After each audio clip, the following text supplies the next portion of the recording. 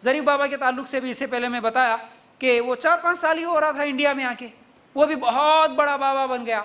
लोगों के पास इल्म नहीं, कुरान हदीस कभी पढ़े नहीं, कभी कुरान का तर्जुमा निकाल के देखे नहीं, समझे नहीं, इल्म सीखने के लिए ना कभी टाइम निकालते, ना उलमा के सोहबत में रहते, कुछ भी नहीं है। अब एक बाबा बन के आ गया तो उसके पैर पड़ रहे, उसके हाथ छू रहे, उसको फूलों में जो है सो बिठा दे रहे, करोड़ों रुपए की उसके ऊपर प्रॉपर्टी फेंक दी। करोड़ों रुपए, सिर्फ 4-5 साल में करोड़ों की प्रॉपर्टी थी उसकी।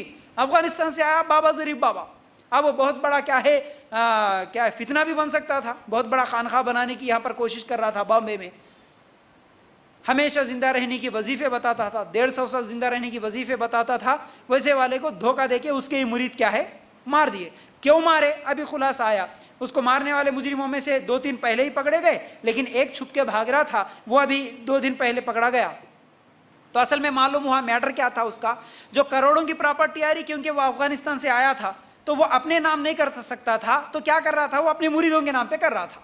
ज़मीन प्लाट जो भी आ रहा था अपने मुरीदों के नाम पे प्लाट का रजिस्ट्रेशन कर रहा था। अब उनकी नीयतें बिगड़ गई। अब वो अफगानिस्तान से जब आया तो अकेला नहीं आया, एक औरत के साथ आया, और वो उसकी बीवी, इस तरह वो कह रही है कि वो उसकी बीवी है, और कुछ ही दिन में उसको क्या है औलाद भी होने वाली है।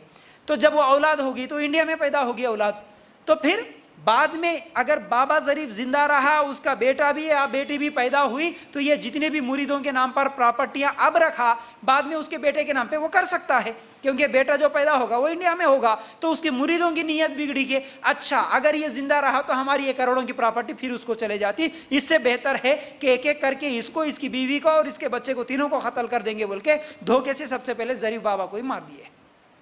हो गया 150 साल जिंदा रहने का वजीफा मैं बताऊंगा बोला, उसको खुद नहीं मालूम है मौत आए तक। ऐसे जाहिल लोगों के बातों में ना आए, इसलिए इल्म के करीब आओ, कुरान और हदीस दलाल के साथ समझो दीन को।